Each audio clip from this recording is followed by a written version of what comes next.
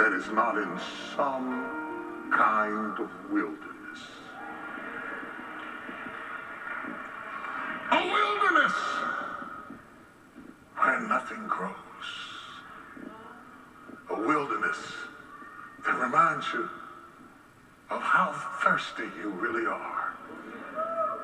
A wilderness that defies all of the instruments of comfort. Buy you a big old lazy boy chair and scoot it all the way back.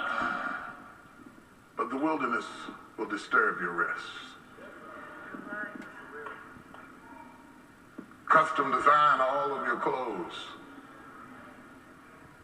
But the wilderness will still leave you not fitting anywhere. And the writer warns us, if you don't learn from the ones who went before you,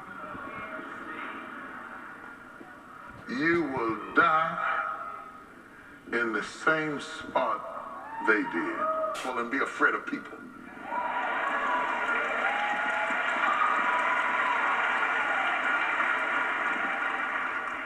They will always run you away from what God has called you to.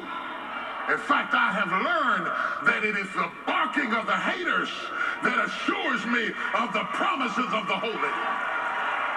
If you hadn't barked so loud, I wouldn't have thought something was in there. But when I heard your dogs barking, I knew where the treasure was. But the text says there is something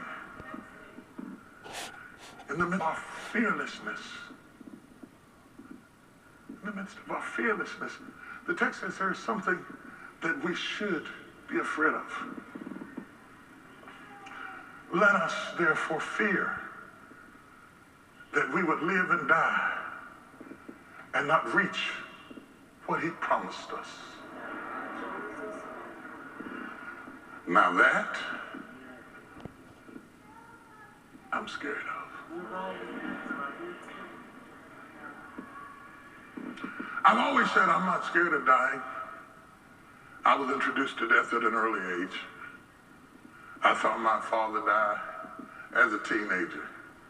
When life was just running all over my body, I watched it leave his. I am not afraid of death as long as I live first.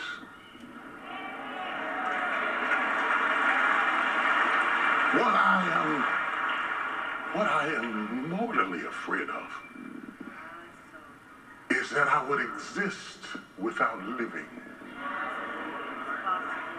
And let my fear of others and fear of circumstances and fear of rejection and fear of being misunderstood and fear of myself back me further and further and further and further up into a cave until I die in a wilderness that I was not called to. No. I am convinced that most people live and die in the wilderness of uncertainty. They're not sure. You would have built it, but you're not sure. You would have done it, but you're not sure. You would have seized it, but you're not sure. You could have had it, but you're not focused. You could have mastered it, but you wouldn't touch it. Your fear is your enemy. But you are afraid of the wrong thing. You ought to be more afraid of not accomplishing what you were created to than you are of the inconveniences and excesses along the way. Can I talk to you a minute?